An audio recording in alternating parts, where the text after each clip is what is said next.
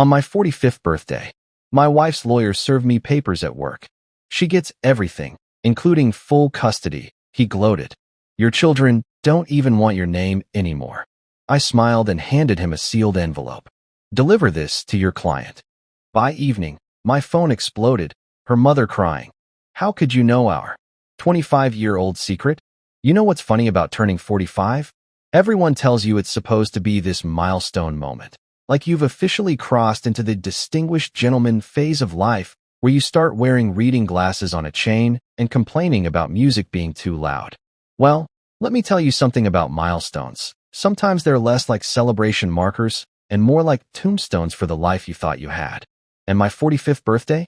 That sucker was about to become the gravestone for my entire marriage, complete with a sleazy eulogy delivered by a guy who looked like he bought his law degree from a vending machine. I was sitting in my office at Reynolds Risk Consulting, which sounds way fancier than it actually is, though I'll admit the view isn't half bad. 18th floor, floor-to-ceiling windows overlooking downtown, the kind of setup that makes clients think you're successful enough to solve their problems. The irony, of course, is that I spend my days helping Fortune 500 companies figure out who's stabbing them in the back, tracking down corporate leaks and insider threats like some kind of white-collar detective, and yet I apparently missed the biggest betrayal happening right under my own roof. But we'll get to that part later, because right now, I'm mid-sip of my overpriced Starbucks, Grande Americano, 2 shots of espresso, because apparently regular coffee isn't complicated enough anymore, when this guy walks in wearing what I can only describe as the world's saddest attempt at professional attire. The suit was off the rack from somewhere that rhymes with Ben's Warehouse. Probably cost him about $150, and the tie. Oh man, the tie. Looked like it had been attacked by a printer running out of ink. But it was his face that really sold the whole package. This smug little smirk that told me he thought he was about to ruin my entire day, and he was absolutely loving every second of it. He walked in like he owned the place, like he'd rehearsed this moment in front of his bathroom mirror while pointing finger guns at his reflection, and I already knew whatever was coming out of his mouth was going to be premium-grade bullshit. Mr. Reynolds? He said, and even the way he said my name had this theatrical quality to it, like he was announcing the defendant at a murder trial. I set down my coffee, which was already getting cold because apparently the laws of thermodynamics don't care about your dramatic moments, and looked at him with the kind of blank expression I've perfected over years of dealing with people who think they're smarter than me. Yes. Happy birthday, he said, and that smirk got wider, which I didn't think was physically possible without his face cracking in half. Then he reached into his discount briefcase and pulled out this thick manila envelope, the kind they use in movies when someone's getting served papers or inheriting a haunted mansion. He slid it across my desk with the kind of flourish that suggested he'd been practicing that move too, probably in the same bathroom mirror session with the finger guns. Your wife is filing for divorce. Now, here's the thing about working in corporate intelligence for over a decade. You learn to control your reactions. You learn that the person who panics first loses, and the person who shows emotion is the person who gets played. So instead of doing what any normal human being might do, like, I don't know, showing surprise or anger or literally any emotion at all, I just sat there, hands folded on my desk, and let him continue his little performance. She's taking the house, the cars, and full custody, he continued, clearly enjoying himself way too much. He was ticking items off like he was reading a shopping list at the world's worst grocery store. Also, and this is where he paused for dramatic effect, because apparently this guy moonlights in community theater. Your children don't even want your name anymore. That last part was supposed to be the kill shot, I could tell. That was supposed to be the moment where I crumbled, where the successful businessman facade cracked and revealed the broken man underneath. He probably expected tears or begging, or maybe some kind of desperate plea negotiation right there on the spot. He wanted to see me suffer, and honestly, I couldn't even blame him for that. Lawyers get paid to destroy people, and he was probably getting a nice little bonus for delivering this particular package of misery on my birthday of all days. The timing was chef's kiss level petty, and I had to respect the commitment to maximum emotional damage. But here's what discount James Bond didn't know, what he couldn't possibly know, because people like him never bother to do their homework beyond whatever their clients tell them. I've been preparing for this conversation for 6 months. 6 months.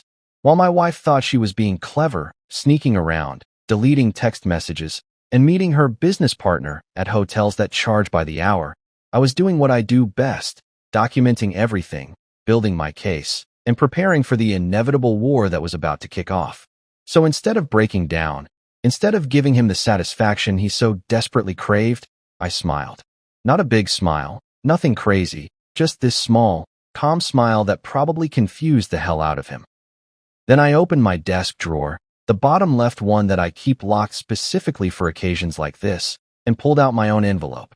Smaller than his, sealed with actual wax because I'm petty like that, and definitely heavier because the contents weren't just paper. They were pure, concentrated truth bombs waiting to explode. Cute, I said, keeping my voice level and relaxed, like we were discussing the weather or comparing notes on Netflix shows. You deliver that speech well. Probably practiced it in the car on the way over, didn't you? I stood up, walked around my desk, and handed him the envelope. Here's the thing, though. I need you to deliver this to your client. Today. As soon as possible, actually. Consider it my birthday gift to her. He took the envelope, and I could see the confusion starting to crack through that smug exterior. He was holding it like it might bite him, turning it over in his hands like maybe if he looked at it from the right angle, he'd understand what was happening. But he didn't understand, because people like him never understand until it's way too late. What is this? He asked, and now the confidence was wavering, just a little bit. Just some light reading, I said, walking back to my chair and picking up my coffee, which was definitely cold now, but I took a sip anyway because power moves aren't about comfort. They're about sending messages. Family history, you might say. Old stories, buried secrets, that kind of thing. You know how it is. Every family has skeletons in their closet. Some families just have more interesting skeletons than others. He left after that, still looking confused but also starting to look worried, which was exactly the vibe I was going for. I watched him walk out through my glass office walls, watched him get into his sad little sedan that probably had more than 100,000 miles on it. And then I sat back down and did something I'd been waiting to do for a very long time. I finished my cold coffee and started the countdown.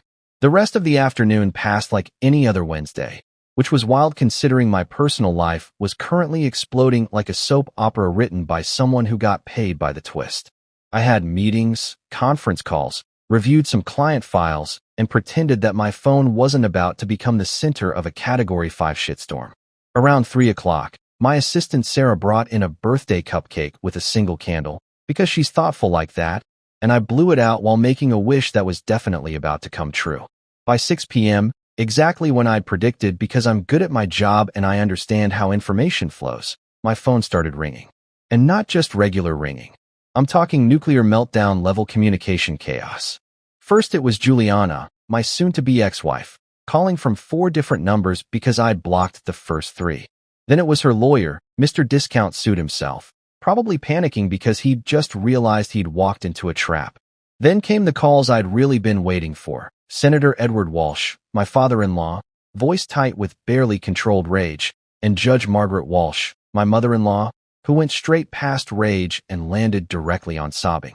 How could you know our 25-year-old secret? She wailed through the phone. And I could hear her husband in the background trying to damage control, probably calculating how quickly they could make this whole thing disappear the same way they'd made that other thing disappear 2.5 decades ago. I put the phone on speaker, poured myself 2 fingers of the good whiskey I keep in my bottom desk drawer for special occasions, and leaned back in my chair, feet up on the desk like some kind of noir detective who just cracked the case of the century. Happy birthday to me, I said to absolutely no one, raising my glass to my reflection in the darkening window. Outside, the city lights were starting to twinkle on, and somewhere out there, the Walsh family dynasty was realizing that you can't bury the past forever, especially when you mess with someone who literally gets paid to dig up buried information. I took a slow sip of whiskey, let it burn down my throat in that satisfying way expensive liquor does, and whispered to myself with the kind of satisfaction that comes from knowing you've just won a game that the other players didn't even know they were playing. Checkmate. All right, so now that we've established that my birthday turned into what can only be described as a legal nuclear war with a side of family drama, I should probably introduce myself properly, because if you're going to watch someone's life implode in spectacular fashion, you should at least know whose life you're watching burn. My name is Carter Reynolds, and as of today, this blessed, cursed, absolutely insane Wednesday in October, I'm officially 45 years old, which means I'm at that age where I'm supposed to be having a midlife crisis involving a sports car and questionable facial hair choices. But instead, I'm having what I like to call a midlife reckoning, which is basically a crisis except everyone else is the one panicking. I'm the founder and CEO of Reynolds Risk Consulting, which sounds like one of those vague corporate names that could mean literally anything. And honestly, that's kind of the point. We're a corporate investigation firm, the kind of outfit that Fortune 500 companies call when they've got a problem they can't solve with their regular security team and can't risk going public with. Someone's leaking trade secrets to competitors? Call Reynolds. Suspicious insider trading patterns before major announcements? Reynolds. Executive's personal assistant suddenly buying a beach house on a $50,000 salary? You guessed it, Reynolds. We're basically the guys who show up when things have already gone wrong and everyone's desperately trying to figure out who to fire and possibly prosecute. I built this company from nothing about 12 years ago, right after I left military intelligence, because apparently spending your 20s and early 30s learning how to track terrorist cells and decode enemy communications makes you weirdly qualified to catch white-collar criminals. The transition from military to civilian life is supposed to be hard, but for me it was like switching from expert mode to easy mode. Corporate criminals are just so much sloppier than the people I used to chase. They think deleting an email actually deletes it. They use their birthdays as passwords, and they somehow believe that having an affair with their secretary in the same hotel every Tuesday won't establish a pattern. It's almost adorable, really, except when it's happening in your own marriage, and then it's just sad. Speaking of my marriage, let me introduce you to Juliana Walsh Reynolds, age 37, owner of more designer handbags than most department stores, and current holder of the title Woman Who Thought She Could Outsmart an Intelligence Professional. Juliana is, or I guess was, since we're doing the whole divorce thing now, my wife of 9 years, though if we're being technical, she stopped being my wife in any meaningful sense about 3 years ago when she decided that our marriage vows had an expiration date, and hers had apparently gone bad like milk left out on the counter. She's beautiful, I'll give her that. The kind of beautiful that turns heads in restaurants and makes other women whisper in bathroom lines. 5'7", blonde hair that costs more to maintain than my car payments, and this smile that she deploys like a tactical weapon whenever she needs something.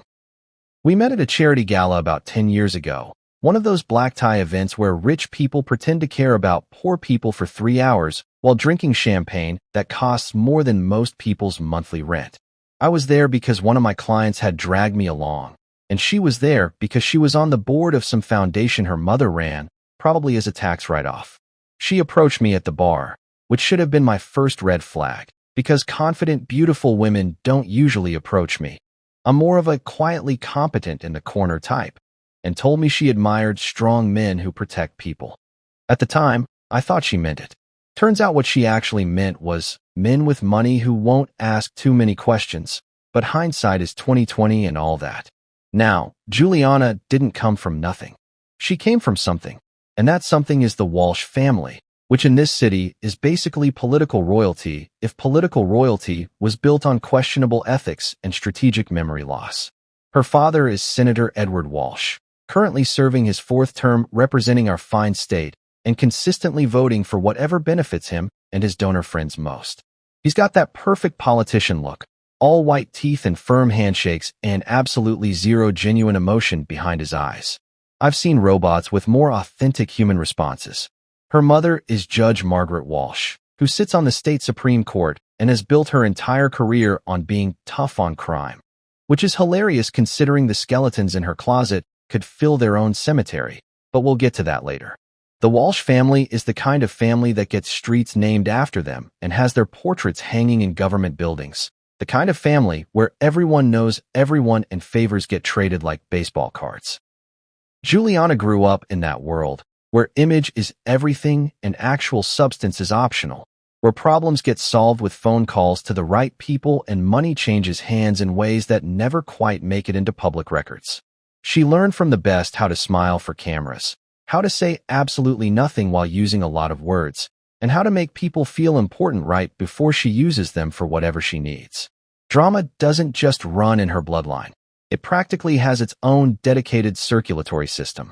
From our marriage came 2 kids, and this is the part that actually hurts. Because Connor and Madison are genuinely great children who got stuck in the middle of their parents' war.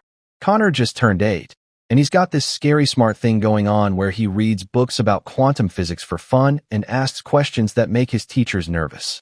Madison is 6, and she's got her mother's looks, but, I hope, not her personality.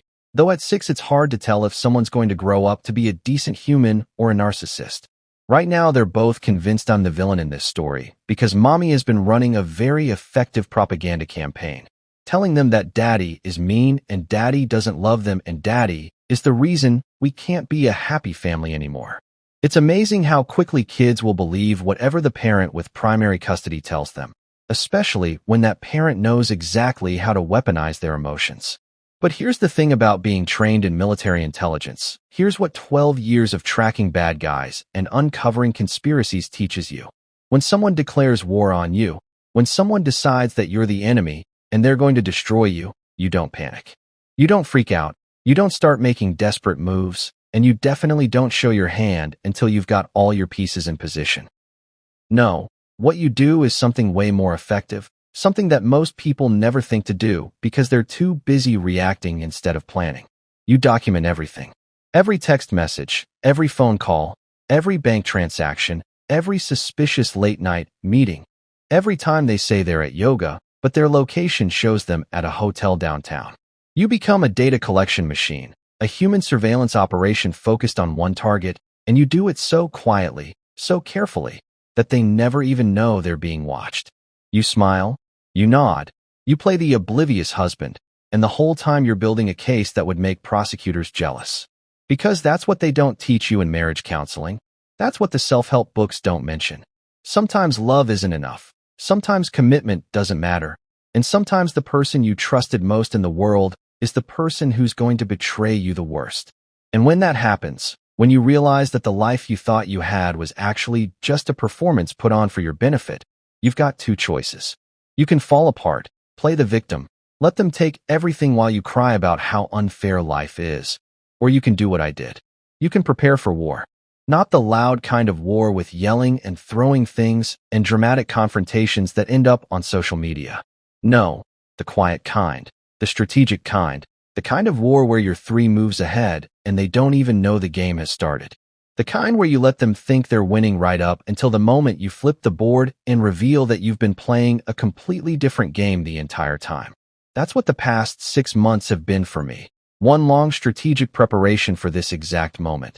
This birthday ambush that Juliana thought was going to destroy me. She thought she had it all figured out. Thought she'd timed it perfectly for maximum emotional damage. Thought she'd finally get to trade in her disappointing husband for a newer model, while taking half my assets and both my kids. What she didn't count on was that I'm really, really good at my job, and my job is finding out things people don't want found. She didn't count on the fact that spending 12 years in military intelligence makes you paranoid in all the right ways. And she definitely didn't count on me being petty enough to wait until she struck first, just so I could hit back. 10 times harder. So yeah, that's me. Carter Reynolds, 45 years old, corporate investigator, soon-to-be divorced father of 2, and apparently the kind of person who ruins lives when properly motivated. Welcome to my midlife crisis, where instead of buying a Corvette and dating 25-year-olds, I'm destroying a political dynasty and reclaiming my entire life. Trust me, it's way more satisfying than a sports car. Let me tell you about the 2 things Juliana loved more than anything else in this world, and spoiler alert, neither of them was me. Which honestly I should have figured out way earlier, but apparently I'm an idiot when it comes to my own life despite being a genius at dissecting everyone else's. The first thing she loved was luxury handbags, and I'm not talking about your normal, oh that's a nice purse kind of bags. I'm talking about the kind of bags that cost more than some people's cars, the kind that come in orange boxes with ribbons and have waiting lists longer than the DMV on a Monday morning. Hermes, Chanel, Louis Vuitton. She collected them like some people collect stamps or baseball cards, except each item in her collection could probably fund a small country's education system for a year. Our walk-in closet, which was roughly the size of most people's bedrooms, had an entire wall dedicated to these things. all lined up like little leather trophies celebrating her ability to spend my money in increasingly creative ways. The second thing she loved was attention, and this one was way more dangerous than the handbag obsession because at least bags just sit there looking expensive. Attention requires an audience, and Juliana needed constant validation like normal people need oxygen. She needed people looking at her, admiring her, telling her she was beautiful and special and amazing.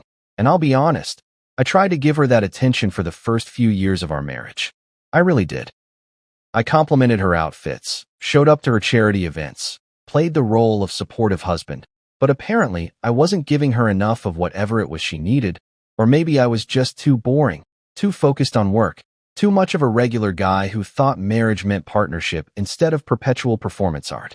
So she found someone who could give her that attention, someone who looked at her like she was the only person in the room, someone who had abs you could see through his shirt and the intellectual depth of a puddle in a parking lot.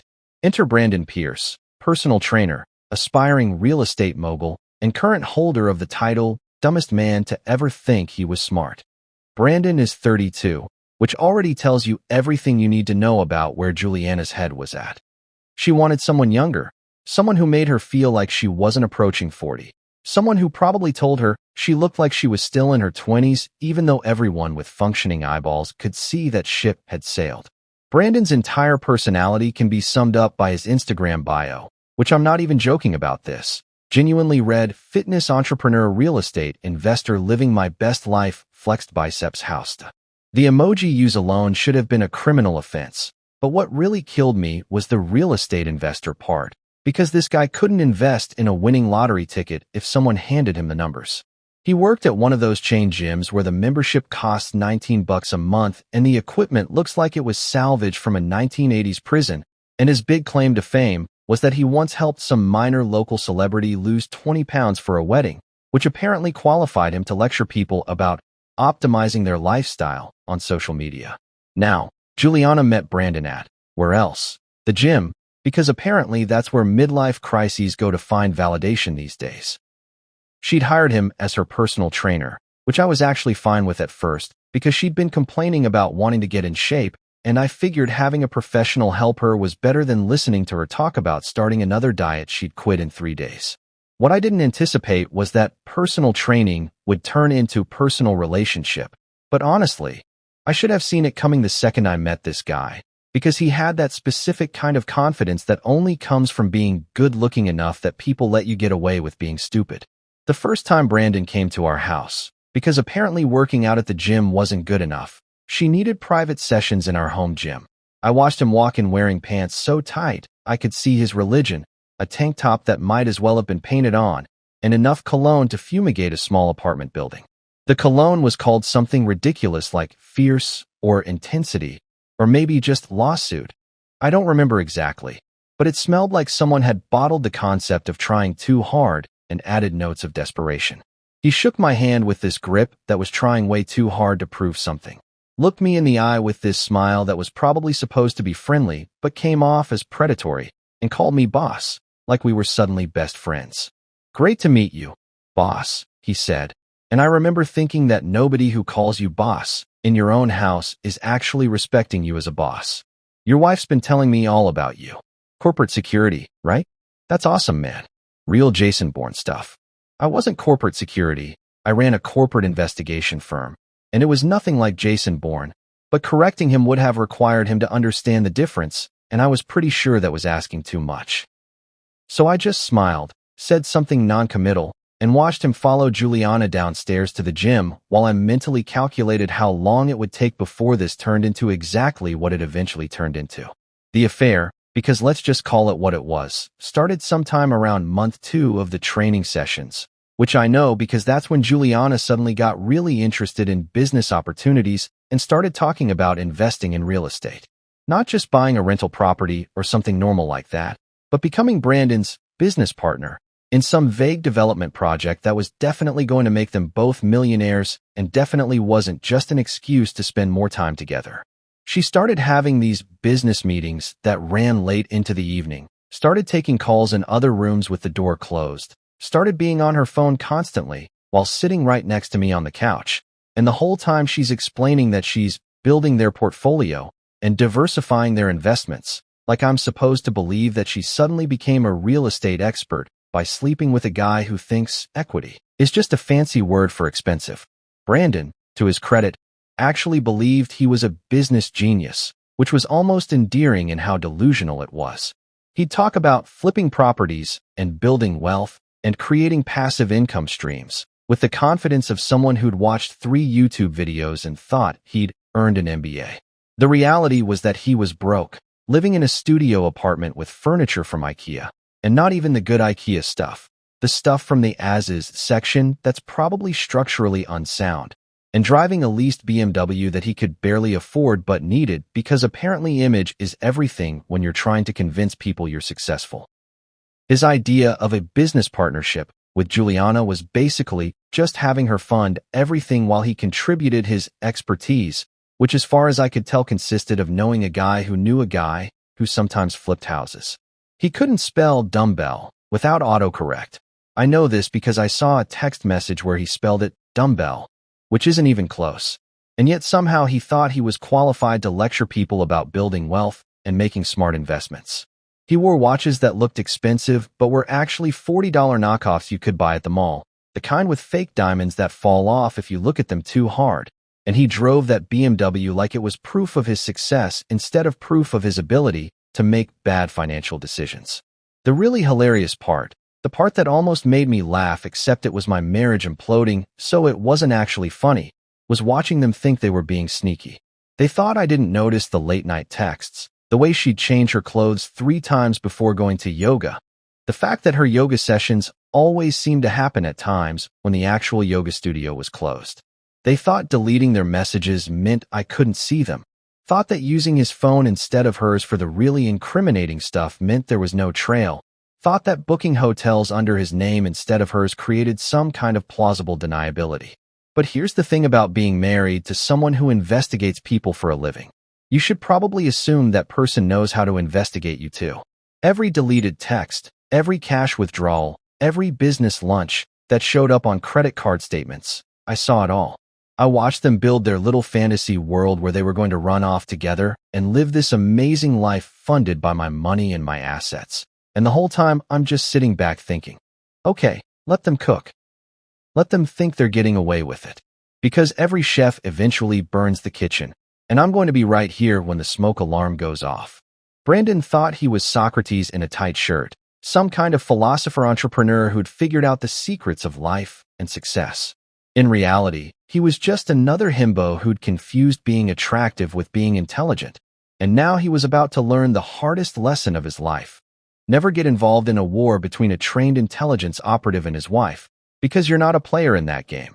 You're just collateral damage waiting to happen. Here's what 12 years in military intelligence teaches you that most people never learn. When you discover you've been betrayed, when you realize that someone you trusted has been lying to your face for months or maybe years, the absolute worst thing you can do is react immediately. Normal people, they find out their spouse is cheating and they blow up, start screaming, throwing things, posting cryptic messages on Facebook that everyone knows are about their relationship drama, and basically announcing to the entire world that they're hurt and angry and out of control. That's exactly what the other side wants, because when you're emotional, when you're reactive, you make mistakes. You show your hand too early. You give away your strategy, and you end up losing a war you could have won if you just kept your mouth shut and played the long game. So when I confirmed what I'd suspected for months, that Juliana was sleeping with her discount personal trainer and planning to take me for everything I had, I didn't yell. I didn't confront her, didn't leave passive-aggressive notes around the house, didn't dramatically throw her stuff on the lawn like they do in movies. No, I did something way more effective and infinitely more satisfying. I opened up Excel, created a new spreadsheet with multiple tabs, and started documenting every single thing I could find. Call me boring, call me a nerd, call me whatever you want, but there's something deeply therapeutic about organizing someone's betrayal into neat little rows and columns with color-coded categories and cross-reference data points. I started tracking everything, and I mean everything. Bank statements going back 3 years, because financial infidelity almost always comes before physical infidelity. People start hiding money before they start hiding themselves. Credit card charges that didn't make sense, like the time she claimed she was at a work conference in Chicago, but her credit card got charged at a hotel in our own city, or the mysterious cash withdrawals that happened every Tuesday afternoon right before her yoga classes. I tracked her location data, not in a creepy stalker way, but in a My Phone plan includes family tracking, and she never bothered to turn it off way, which showed me that her charity luncheons were happening at suspiciously hotel-adjacent locations, and her business meetings seemed to take place in the parking lots of establishments that definitely didn't conduct business. Then there were the charity lunches, which, let me tell you, became my favorite category in the spreadsheet because the sheer audacity of using charity work as a cover for an affair is kind of impressive in its awfulness. Juliana was on the board of like 17 different charitable organizations, mostly because it looked good for her mother's political career and gave her an excuse to buy expensive dresses for fundraising galas, and she leveraged that involvement into the perfect alibi. "Sorry, honey, can't make dinner tonight. I have a foundation board meeting," she'd say, kissing my cheek and smelling like she'd bathed in department store perfume. And then she'd disappear for 4 hours to do absolutely anything except attend a board meeting. I started calling her assistant at these organizations, playing the concerned husband who wanted to send flowers to his wife's office after her long meetings. And you know what I discovered? Half those meetings didn't exist, and the other half ended at least 2 hours before she came home.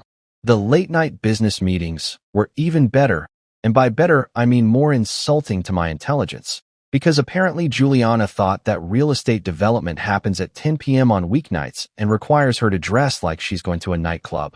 She'd come home at midnight smelling like hotel soap. And yes, different hotels have different soap smells. You learn this kind of thing when you're paying attention, with this glow that definitely didn't come from negotiating property contracts. And she'd tell me about how she and Brandon had been running numbers and analyzing market trends until late. The only thing they were analyzing was how much of my money they could steal, and the only numbers they were running were probably the room service charges. But the real gold mine, the absolute jackpot of evidence, came from Juliana's laptop. She had this MacBook Air that she guarded like it contained nuclear launch codes, always closing it when I walked into the room, always taking it with her even when she went to get coffee, always making sure it was password protected with what she probably thought was a clever password. Here's a pro tip for anyone planning to have an affair. Don't use your anniversary date as your laptop password, especially when you're cheating on the person you have that anniversary with. It's like announcing, "I'm betraying you," with every login. I waited until she was out at one of her fake charity events. This one supposedly about helping underprivileged children, which is ironic considering she was about to make her own children underprivileged by destroying their family, and I sat down with that laptop and went to work. She deleted her messages, cleared her browser history, even emptied her trash folder, and she probably felt really clever about it, like she'd just committed the perfect crime. What she didn't know, what people never seem to understand, is that deleting something doesn't actually delete it. It just tells the computer that it's okay to write over that space eventually. But until that happens, all that data is still sitting right there, just waiting for someone who knows what they're doing to come along and recover it. 3 hours later, armed with some recovery software that's technically legal but feels illegal because of how powerful it is, I had reconstructed her entire digital life for the past year. Every message, every photo, every email, every Google search that she thought had disappeared into the void, all of it sitting in a folder on my external hard drive, organized by date and contact. It was like Christmas morning, except instead of presents, I was unwrapping evidence of my wife's affair, which is significantly less festive but way more useful in divorce proceedings. The messages were honestly kind of pathetic, and I don't mean that in a bitter way. I mean they were objectively pathetic. Lots of, "I miss you, baby," and "can't wait to see you tonight," and the kind of lovey-dovey garbage that sounds romantic when you're 14, but just seems sad when you're approaching 40 and betraying your husband. But the real gems were the ones where they talked strategy, where they discussed their plans for after the divorce, how they were going to use my money to fund their new life together. There was one message from Brandon that genuinely made me laugh, where he told her, "Once we get your husband's money, we can finally start living the life we deserve." Like he'd somehow earned the right to my assets by doing bicep curls and having abs. My personal favorite was a text from Juliana that said, "Brandon, he still thinks I'm at yoga face with tears of joy." complete with a crying laughing emoji like this was the funniest joke in the world. Joke's on you, sweetheart, because yoga doesn't take place at the Ritz-Carlton, and it definitely doesn't take place in room 1408, which became your regular Tuesday afternoon spot, because apparently you too are creatures of habit. I had the hotel receipts. I had the room service charges. I even had the parking garage timestamps showing exactly when she arrived and when she left, and the durations were always the same, about 2.5 hours, which I guess is how long it takes to destroy a 9-year marriage and also order overpriced club sandwiches. But here's where it gets really interesting, where my investigation went from catching a cheating wife to uncovering something way bigger and darker. While I was digging through Juliana's digital life, I stumbled across something that had nothing to do with her affair and everything to do with her family. There was an old PDF file, buried in a folder within another folder, like someone had tried to hide it in the digital equivalent of a maze. The file was titled Walsh_case_1999_sealed, and the moment I saw that word sealed, my intelligence training kicked in, because sealed files are sealed for a reason, and that reason is usually that someone powerful wanted something buried. I opened it, and what I found was basically a roadmap to destroying the Walsh family dynasty. It was a police report, or rather a police report that had been modified, edited, and essentially rewritten to change the entire narrative of what happened. The original incident was a hit and run from 25 years ago, back when Juliana's mother Margaret was just starting her legal career and her father Edward was running for his first term in the state Senate. Someone had been hit by a car late at night, seriously injured, and the original report had suspect information that pointed toward a vehicle registered to the Walsh family.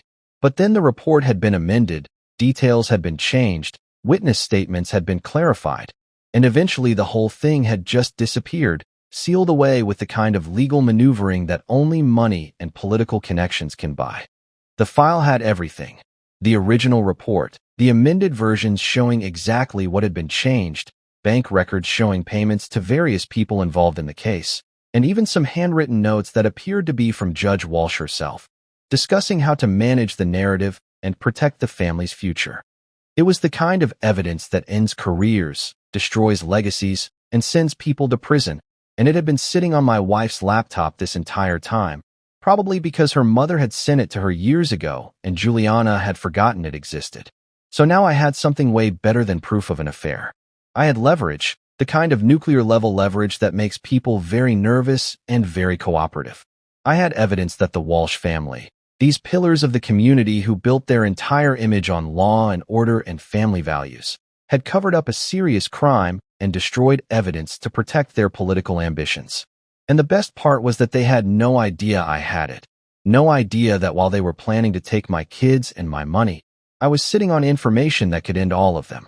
I created a new tab in my spreadsheet, labeled it Insurance Policy, and started organizing this new treasure trove of career-ending documentation. Then I sat back, looked at my work, and realized that Juliana and her family had made a critical mistake. They'd brought a knife to a gunfight, and I'd brought an entire arsenal.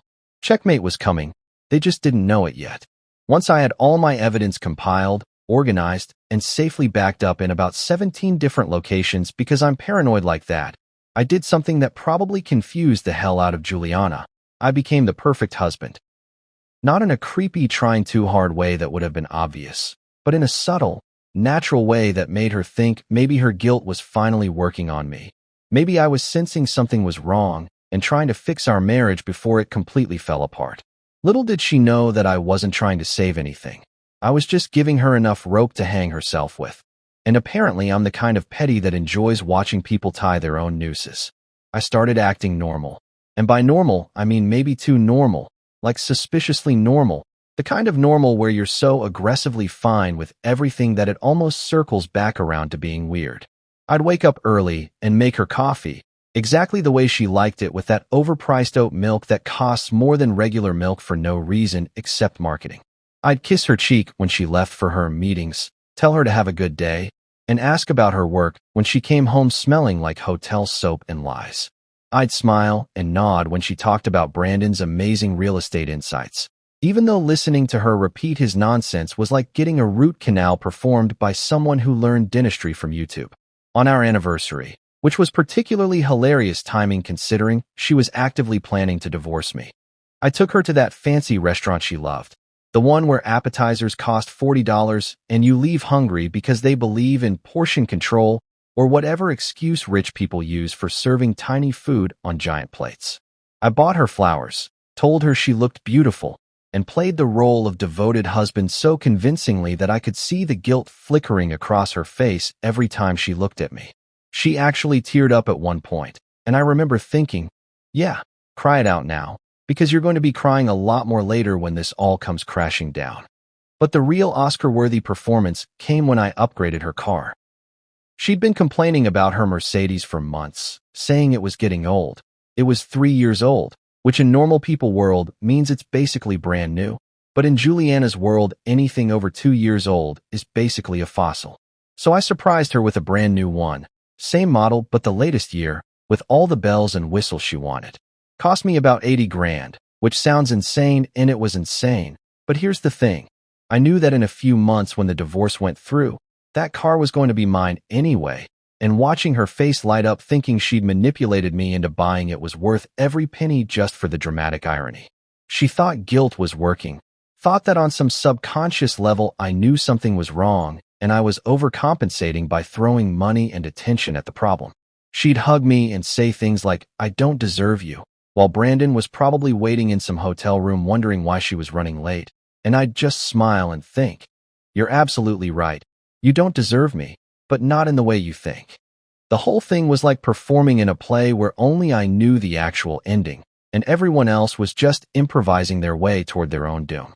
Meanwhile, behind the scenes of my perfect husband act, I was uncovering more financial dirt than I ever expected. I started going through our joint accounts with the kind of attention to detail that would make forensic accountants jealous, and what I found was basically a masterclass in financial infidelity.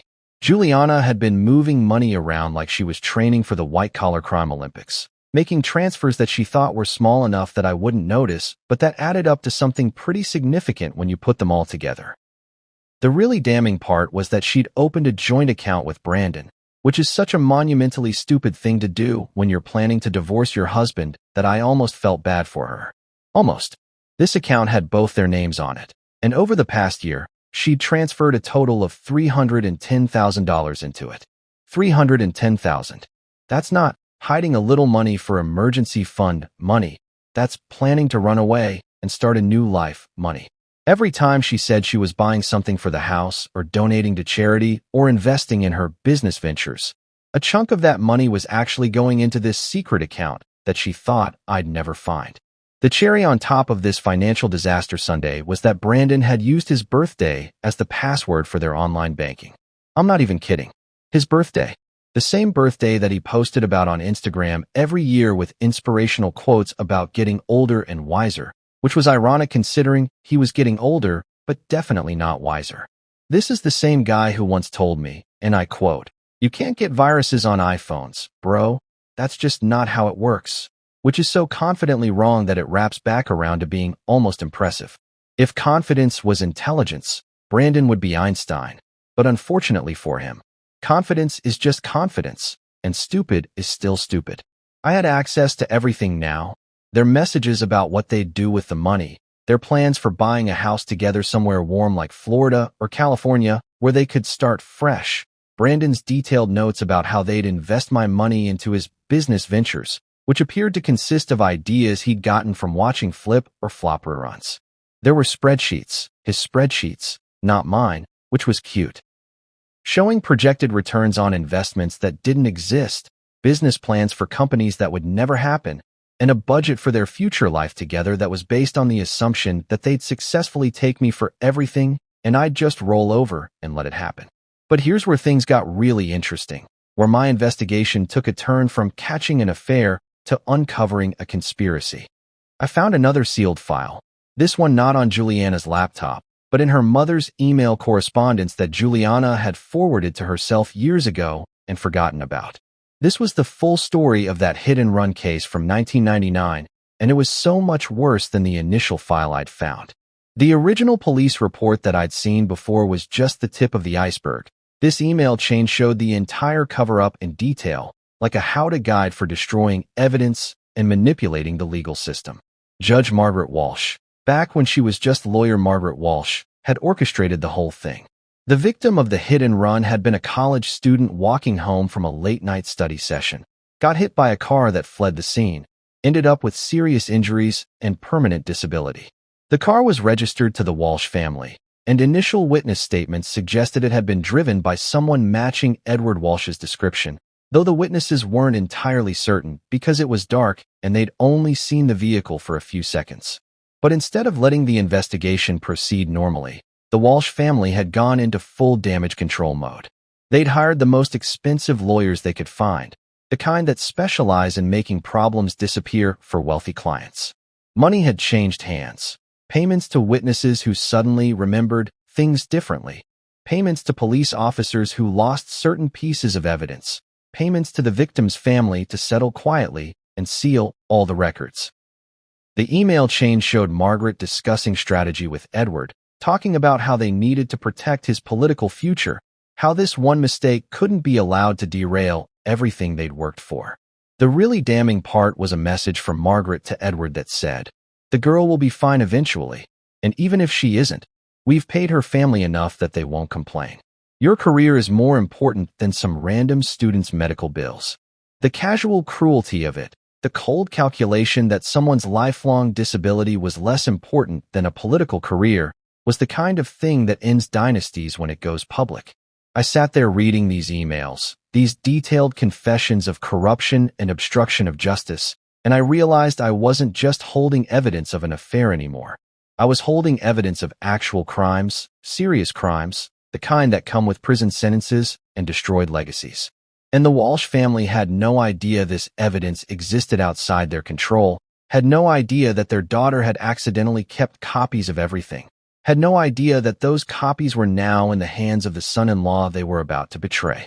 So I created new folders, made more backups, organized everything with timestamps and cross-references, and basically built a legal nuclear bomb that I could detonate whenever I wanted. The beauty of it was that I didn't even have to do anything illegal myself. I just had to be ready to hand over evidence of their illegal activities to the right people at the right time. I wasn't breaking the law. I was just really good at finding out when other people had broken it. And through all of this, I kept playing the perfect husband. I smiled at family dinners with the Walshes, made small talk with Senator Edward about his upcoming campaign, complimented Judge Margaret on her latest ruling, and the whole time I'm sitting there knowing that I could destroy all of them whenever I wanted.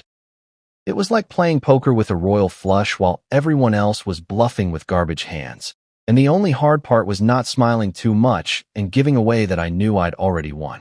Juliana would come home from her affairs, and I'd ask her about her day. Brandon would text her in front of me, and I'd pretend not to notice. Her parents would lecture me about responsibility and family values, and I'd nod along like I gave a damn about their opinions.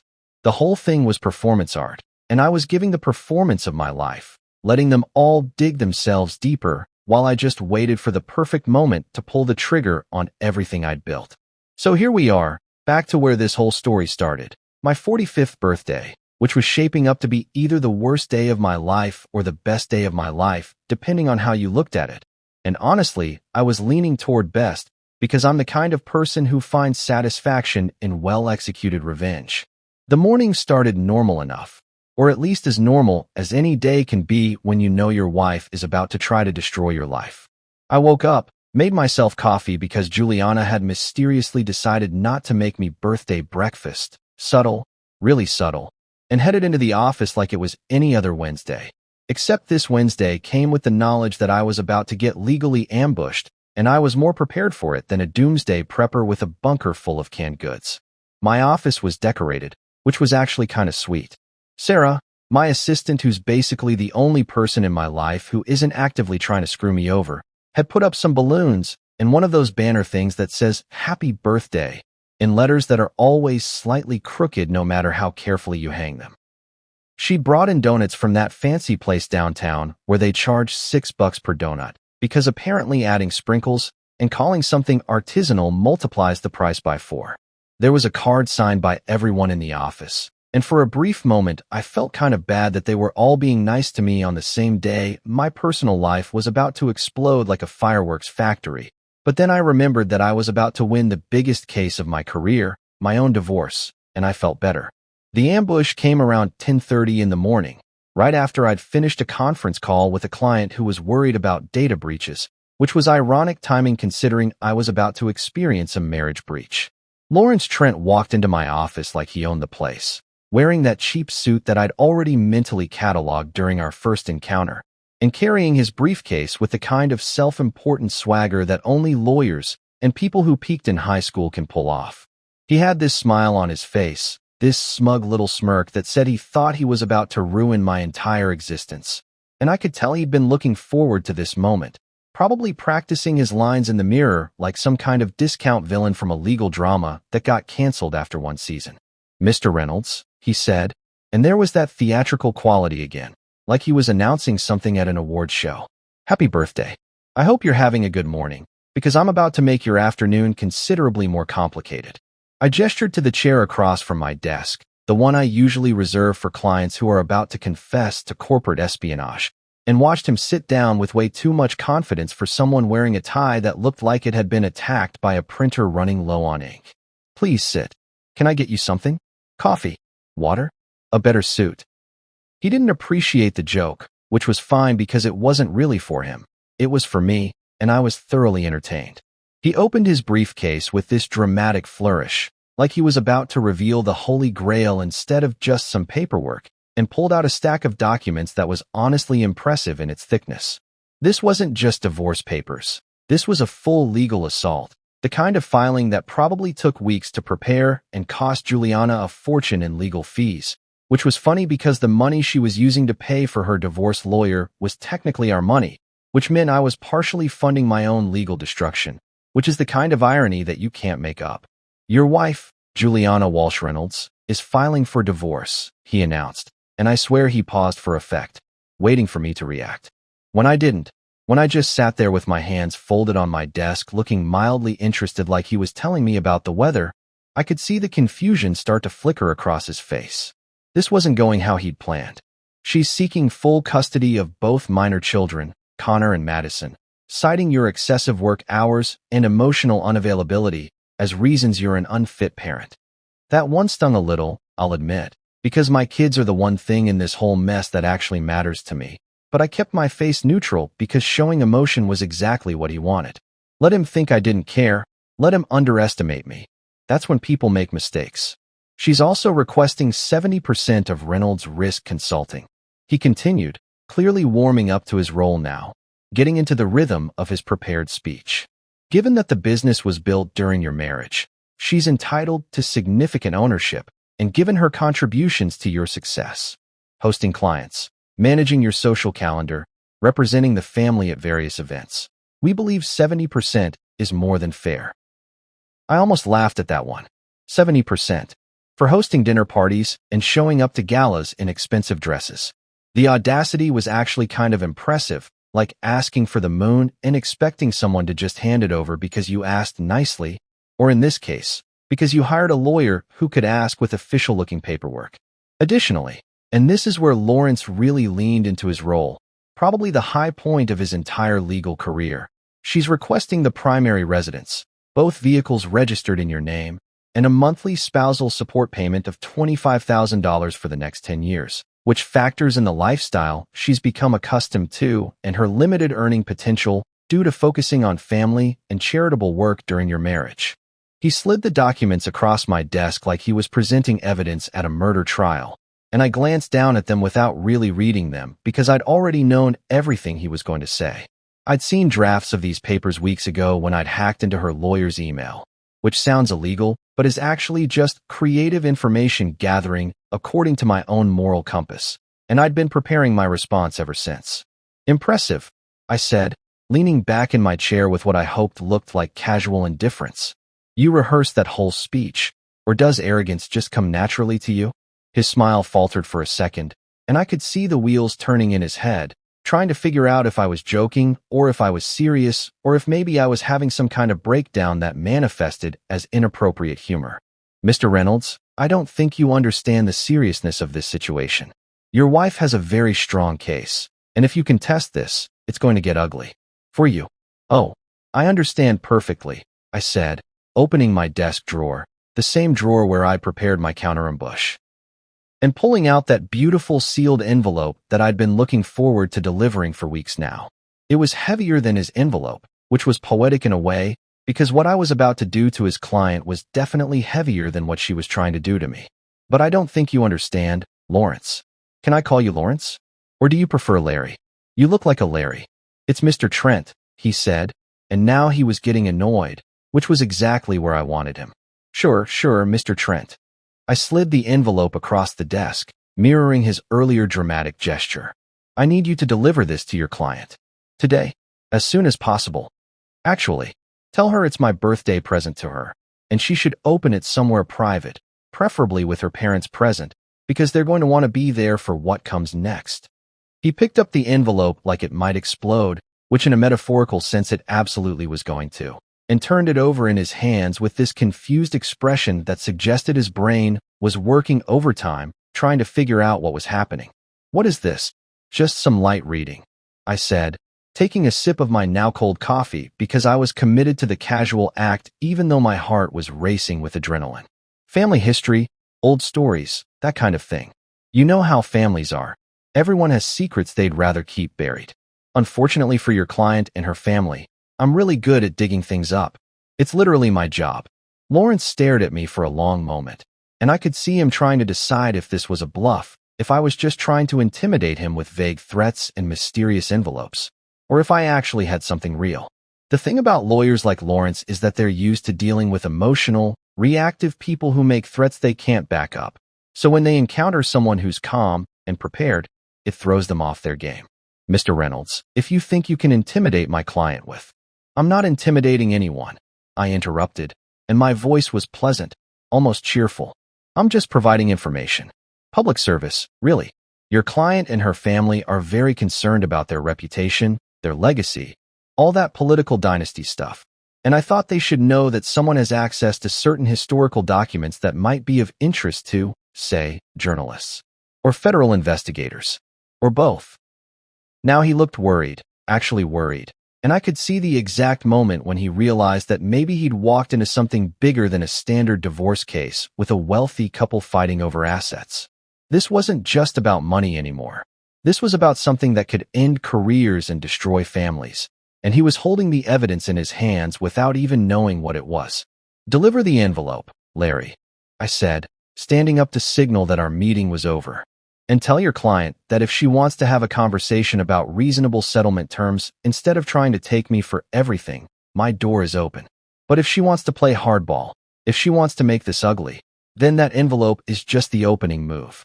I've got a whole chess game planned out, and trust me, she doesn't want to see the end game. He left looking like he'd just been punched in the stomach, clutching that envelope like it was radioactive material, and I watched him walk out of my office with the kind of satisfaction that only comes from knowing you've just launched a counterattack that's going to hit like a freight train. I sat back down, finished my cold coffee, and checked my watch. Based on my calculations, accounting for drive time and the time it would take Juliana to actually open the envelope and read the contents, I estimated I had about 3 to 4 hours before my phone started exploding with panicked calls from the Walsh family. I was wrong. It only took 2.5 hours. And when those calls started coming in, when I saw Juliana's name flash across my screen followed by her mother's number, and then her father's, I let them all go to voicemail for the first round, because making powerful people wait is its own kind of satisfaction. By 6 p.m., I had 17 missed calls, 9 voicemails, and about 30 text messages ranging from angry to desperate to straight up begging. And that's when I finally poured myself that drink, put my feet up on my desk, and called back. The first call came in at exactly 3:47 p.m., which was actually earlier than I'd predicted, meaning either Juliana was a faster reader than I gave her credit for, or she'd taken one look at the documents and immediately understood just how screwed she was. I was in the middle of a meeting with a potential client, explaining how we could help track down whoever was leaking their product designs to competitors, when my phone started vibrating on my desk with that insistent buzz that means someone really needs to talk to you right now. I glanced down, saw a Juliana mobile flash across the screen, and silenced it with the kind of casual dismissal that probably would have enraged her if she'd been there to see it. The client didn't notice. Or if he did, he was polite enough not to mention it. And we continued discussing contract terms while my phone kept lighting up like a slot machine hitting jackpot. By the time the meeting ended 45 minutes later, I had 8 missed calls from Juliana, 3 from a number I didn't recognize but assumed was her trying to outsmart my screening by calling from somewhere else, and 2 from her mother's cell phone. The voicemails were piling up in my inbox like angry little time bombs waiting to explode, and I have to admit, I was really looking forward to listening to them, because there's something deeply satisfying about hearing powerful people lose their composure. But I didn't listen to them yet, because the game was just getting started, and I wanted to let them marinate in their panic for a little while longer, let them wonder if I was ignoring them or if I just hadn't seen the calls, let their imaginations run wild with worst-case scenarios. I made myself another coffee. The good stuff from the espresso machine in the break room, not the garbage from the office pot that tastes like it was brewed through an old gym sock, and settled back into my office to do some actual work. One of the benefits of running your own company is that you can pretty much set your own schedule, and if that schedule involves letting your soon-to-be ex-wife and her corrupt family sweat it out for a few hours while you catch up on emails, well, that's just good time management. Around 5:30, my assistant Sarah knocked on my door with that look she gets when she knows something's up, but is too professional to ask about it directly. "Mr. Reynolds, you've had several calls from your wife," she said, and I could tell she was trying to phrase it in a way that didn't sound judgmental, but also communicated that maybe I should probably call back because the calls were getting increasingly frantic. She said it was urgent. Family emergency urgent. "Thanks, Sarah," I said, giving her my best reassuring smile. "It's fine. Just some personal stuff we're working through. Nothing to worry about." She nodded and left, but I could see the concern in her eyes because Sarah's worked for me for 5 years, and she's developed this sixth sense about when things are going sideways in my personal life, which is actually pretty often considering my personal life has been a disaster for the past few years. The difference was that this time, this particular disaster was entirely under my control and going exactly according to plan. At 6 p.m. sharp, I finally decided it was time to start returning calls. I poured myself 2 fingers of whiskey from the bottle I keep in my desk, 18-year-old single malt that costs more than most people's car payments. Because if you're going to destroy your wife's family dynasty, you might as well do it with class, and dialed Juliana's number. She picked up before the first ring finished, which told me she'd been sitting there with her phone in her hand, staring at it like it might spontaneously combust. "Carter," she said, and her voice was already shaking, already on the edge of tears or rage or both. "What did you do? What the hell did you do?" I took a slow sip of whiskey, let it burn down my throat, and said in the most casual voice I could manage, "Technically, nothing illegal. I just provided some historical documentation that I thought you and your family might want to review. Happy birthday to me, by the way. Thanks for asking." "This isn't funny," she said, and now she was definitely crying. I could hear it in the way her voice was breaking. "You can't do this. You can't just... Carter, please, we need to talk about this." "Oh, now you want to talk," I said, and I couldn't keep the sarcasm out of my voice even if I'd wanted to. "That's interesting. This morning you wanted to take my kids, my business, and basically everything I've ever worked for. But now suddenly we need to have a conversation? What changed, Juliana? Did you finally read the part about the hit-and-run cover-up? Or was it the financial records showing the bribes? I'm curious which part upset you most."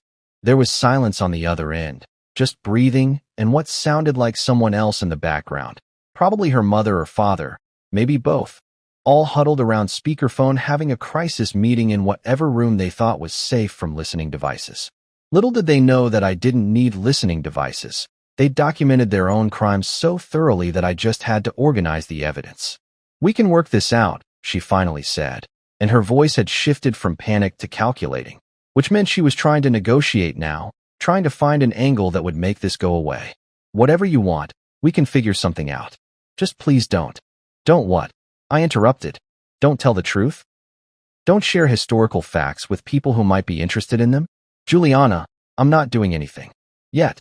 I'm just sitting here in my office, drinking expensive whiskey on my birthday, thinking about my options. Carter, please."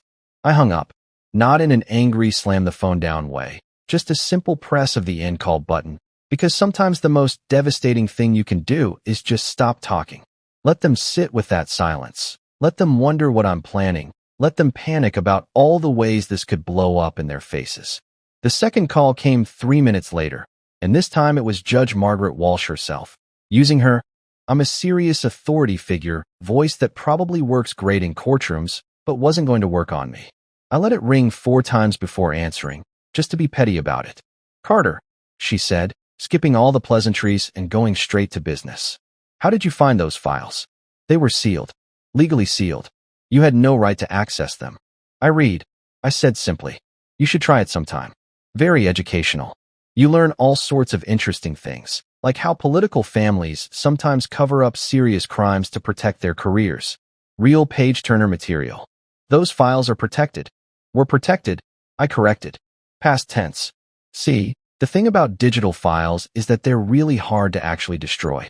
You can seal them legally, you can hide them, you can pretend they don't exist, but somewhere, somehow, there's always a copy floating around. In this case, that copy ended up on your daughter's laptop, and she very helpfully forwarded it to herself via email years ago, probably for insurance purposes. Smart move, actually. Just unfortunate for you that I'm married to her, and I know how to recover deleted files. I could practically hear her blood pressure spiking through the phone. "You can't use those files. They're inadmissible. They're protected by attorney-client privilege." "In court, maybe," I said, swirling my whiskey and enjoying the way the light caught it. "But I'm not planning to take you to court, Margaret. I'm planning to take you to the court of public opinion, which has much looser rules about admissibility." CNN would have a field day with this story. Prominent judge and senator covered up hit and run 25 years ago, bribed witnesses, falsified police reports. I bet they could stretch that into a week-long special report, maybe get one of those investigative journalism awards. Very prestigious. "You wouldn't dare," she said. But her voice was wavering now, the authority figure mask slipping to reveal the scared woman underneath. "Wouldn't I?" I asked. "See, here's the thing.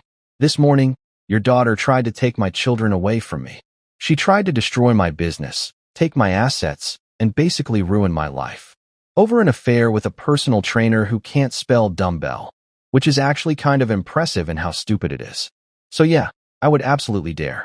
I would dare with enthusiasm and a smile on my face." The third call came an hour later, after I'd let both Juliana and her mother stew in their panic for a while. And this time it was Senator Edward Walsh himself, using his carefully cultivated man-of-the-people voice that he probably practiced in the mirror before campaign speeches. He tried the friendly approach first, calling me son, like we were buddies having a casual chat instead of enemies in the middle of a war. "Carter, son, I think there's been a misunderstanding here," he started, and I could picture him in his study, probably wearing one of those cardigan sweaters that politicians wear when they want to look relatable and trustworthy. "Whatever my daughter did, whatever mistakes were made, I'm sure we can work this out like reasonable people. Family shouldn't fight like this." "We're not family, Edward," I said, deliberately using his first name instead of Senator because I knew it would annoy him. "We were family when it was convenient for you, when you could use me for photo ops and claim that your daughter married a successful businessman. But the moment Juliana decided to trade me in for a newer model, the moment you all decided to destroy me, that family connection ended. You made this personal, so don't act surprised when I respond personally. You don't want to make enemies in Washington, son," he said, and now the friendly mask was slipping, revealing the politician underneath who was used to getting his way through implied threats. "I have friends in very high places, and I have evidence of multiple felonies that you committed," I interrupted. "So let's talk about who has more leverage here. Your friends in high places? They'll abandon you the second this story breaks, because politicians are like rats on a sinking ship. They only stick around when things are good. The moment you become a liability, the moment your scandal threatens to splash back on them, they'll be writing press releases about how they barely knew you." There was a long silence, and I could hear him breathing heavily, probably trying to control his anger. Senator Edward Walsh was not used to being talked to like this, was not used to someone treating him like he was anything other than powerful and important, and the cognitive dissonance was probably giving him a headache. "What do you want?" he finally asked, and his voice was flat now, defeated, like a poker player who just realized he was holding nothing while the other guy had a royal flush. "Oh, I already have, Senator, I said, finishing my whiskey in one satisfying gulp. You're just cheaper to destroy. I hung up on him too, because apparently I was in a hanging up on people mood, and sat back in my chair feeling more satisfied than I had in years. My phone kept buzzing with incoming calls and texts, a never-ending stream of panic and desperation from the Walsh family, as they slowly realized that they'd declared war on the wrong person. Lawrence Trent, Juliana's lawyer, called twice trying to negotiate and discuss settlement options, which was lawyer speak for, please don't destroy my client, because that would also destroy my reputation. By 8 p.m., I had 23 missed calls, 14 voicemails, and 47 text messages ranging from threats to pleas to offers of various settlements that got progressively more desperate as the evening went on. I didn't respond to any of them. Within 48 hours of my birthday ambush, the entire Walsh family empire started crumbling like a sandcastle at high tide. And honestly, it was beautiful to watch in that schadenfreude kind of way where you know you probably shouldn't enjoy someone else's misery, but you absolutely do anyway.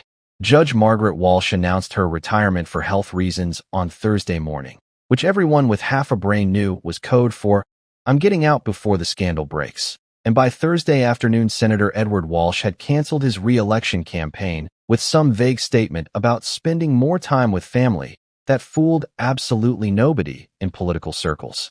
Brandon, my wife's brilliant personal trainer boyfriend, deleted his entire Instagram account sometime around midnight on Wednesday, which was honestly the biggest tragedy of this whole situation because I'd been really enjoying watching his motivational quotes and shirtless selfies knowing that his whole life was about to implode. The guy went from posting daily inspiration about living your best life to completely disappearing from social media, probably because he'd finally figured out that being the other man in a divorce case involving political corruption and federal crimes wasn't actually the flex he thought it was. Now I spend my evenings doing something I never thought I'd get to do again, being an actual dad instead of just the guy who pays for stuff and gets ignored. Connor and Madison are back living with me full-time, and we've developed this routine where I make pancakes every Saturday morning while they tell me about their week. And honestly, it's the most normal thing in my life, and I love it more than any business deal I've ever closed. Connor's reading college-level physics books now and asking me questions I have to Google to answer, and Madison started calling me the best dad ever, which I'm pretty sure she says to get extra dessert, but I'll take it anyway. Do I regret anything?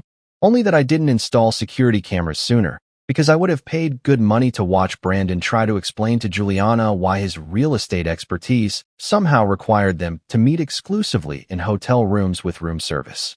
That conversation probably would have been comedy gold, the kind of awkward fumbling explanation that would make a great YouTube compilation if anyone had filmed it.